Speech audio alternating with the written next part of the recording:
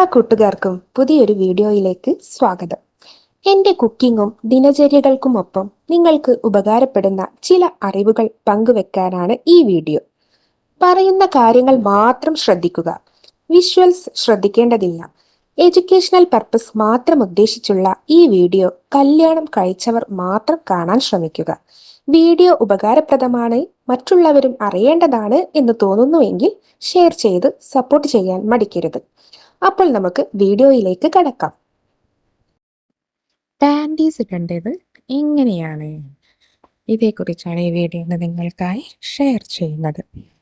അതെ, എല്ലാവരും ഉപയോഗിക്കുന്നതാണെന്ന് പാൻറ്റീസ്, ഷെട്ടി. എന്നാൽ പലതരത്തിൽ പലരും ഉപയോഗിക്കുന്നുണ്ട്. എത്തരത്തിൽ ഉപയോഗിക്കുമ്പോഴാണ് നിങ്ങൾക്ക് കൂടുതൽ കംഫർട്ട് എന്ന് നമുക്കൊന്ന് പരിശോധിക്കാം. അതെ, അമിതമായി ടൈറ്റുള്ള ഷെഡിയും അതുപോലെ തന്നെ അഴിഞ്ഞ രൂപത്തിലുള്ള ലൂസായിട്ടുള്ള ഷെഡിയും ഉപയോഗിക്കുന്നവർക്ക് അതിൻ്റെ കംഫർട്ട്നെസ്സിനെ കുറിച്ച് കൃത്യമായി പറയാൻ കഴിയും, അല്ലേ? അമിതമായി ടൈറ്റുള്ള പാൻറ്റീസ് ധരിക്കുമ്പോൾ പുരുഷന്മാരുടെ കേസിൽ പറയുകയാണെങ്കിൽ പുരുഷന്മാരുടെ ലിംഗം മാത്രമല്ല വൃഷ്ണങ്ങളും നല്ല ടൈറ്റിലായിരിക്കും. ഇങ്ങനെ നിൽക്കുന്നത് അവിടുത്തെ താപനില കൂട്ടുന്നതാണ്.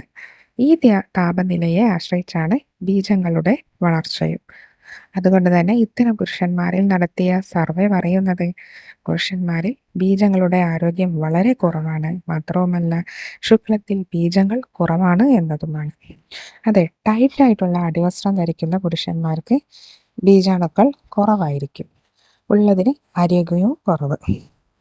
എന്നാൽ സ്ത്രീകൾക്ക് ഈ ഭാഗത്ത് കൂടുതൽ ടൈറ്റ്നസ് തോന്നിക്കുന്നത് കൊണ്ട് തന്നെ സ്ത്രീകൾക്ക് ഈ ഭാഗത്ത് ഇൻഫെക്ഷൻ ഉണ്ടാകാൻ സാധ്യതയുണ്ട്. പ്രത്യേകിച്ച് ഈസ്റ്റ് ഇൻഫെക്ഷൻ. തൈര് രൂപത്തിലോ കട്ടിയുള്ളതോ ആയ ഡിസ്ചാർജ് ഉണ്ടാകുന്നു. മാത്രവുമല്ല അത്തരം ഭാഗങ്ങൾ ചൊറിഞ്ഞ് തുടിക്കുന്നു. മാത്രവുമല്ല ചിലർക്ക് തരിപ്പ് അനുഭവപ്പെടുന്നു. ഇവയെല്ലാം സ്ത്രീകൾക്കുണ്ടാകുന്ന കാര്യങ്ങളാണ്. എന്നാൽ അമിതമായി അഴിഞ്ഞു തൂങ്ങിയ വസ്ത്രങ്ങളും നല്ലതല്ല.